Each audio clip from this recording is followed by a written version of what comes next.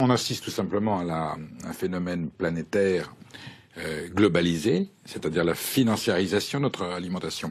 Les grands trusts agroalimentaires, en l'occurrence en Europe occidentale et notamment en France, ouais. sous la contrainte de la grande distribution. Je veux dédouaner l'industrie agroalimentaire chez laquelle il n'y a pas que des saints, mais si des gens comme Michel-Édouard Leclerc et toutes les grandes enseignes disaient pas « nous sommes les Robins des Bois du consommateur, nous allons faire baisser les prix », faire baisser les prix c'est tuer.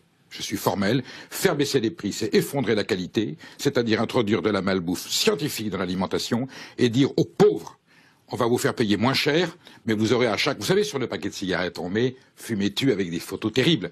Si on mettait sur les aliments nocifs, chargés de graisse, chargés de sucre, du poison, vous avez, en consommant ce produit, 10 minutes, 15 minutes de vie en moins, tout changerait. Donc aujourd'hui, la grande distribution, qui a été totalement soutenue par la classe politique et notre système économique, sous prétexte de me payer moins cher.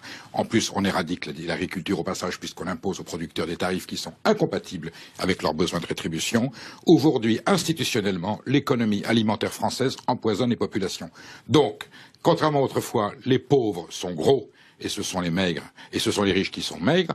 Aujourd'hui, on empoisonne les classes défavorisées avec des produits bas de gamme, imposés à des producteurs qui sont obligés de faire de la merde. Voilà. Et tout ça dans l'impunité totale. Alors il y a des états généraux de l'alimentation, il y a des commissions ministérielles, il y a des enquêtes. On a réussi à extraire, à un moment donné, les parlementaires se sont battus pour qu'on extrait des écoles les distributeurs de boissons sucrées.